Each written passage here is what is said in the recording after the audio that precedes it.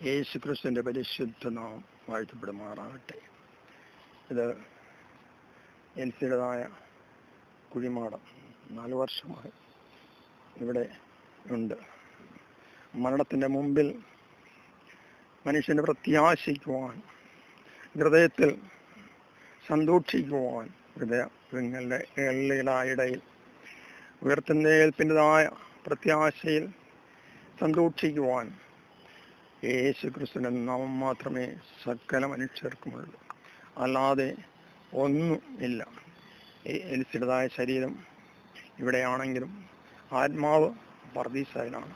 ക്രിസ്തുവിൽ നിദ്ര പ്രാപിച്ചവരുടെ ആത്മാവ് പർദീസയിൽ, അല്ലാത്തവരുടെ ആത്മാവ് പാപത്തോടുകൂടി മരിച്ചതുകൊണ്ട് പാതാളത്തിലാണ്. ക്രിസ്തുവിൽ നിദ്ര പ്രാപിച്ചവരുടെ ഉയർത്തെഴുന്നേൽപ്പ് യേശുവിൻ്റെതായ 2ാം വരവിൽ നടക്കും. അന്ന് എൽസിയും ഉയർത്തുന്നേറ്റ് സ്വർഗീയ ശരീരം പ്രാപിച്ച് യേശുവിൻ്റെതായ തിരുപാദം ചുംബിക്കും, അഭാപിതാവിൻ്റെതായ പാദം ചുംബിക്കും സ്വർഗത്തിൽ വെച്ച്. ആ നാളുകൾ അടുത്തിരിക്കുന്നു. ഒരു സെമിട്രിയിൽ കുഴിമാടങ്ങളുടേതായ ഇടയിൽ പ്രത്യാശിക്കുവാൻ, ഭയപ്പെടാതെ നിൽക്കുവാനും ആയുള്ളതായ കാര്യം യേശു ക്രിസ്തുവിൻ്റെതായ ക്രൂശും ഉയർത്തുന്നേൽപ്പുമാണ്. യേശു ക്രിസ്തുവിനെ 2ാം വരവ് അടുത്തിരിക്കുന്നു.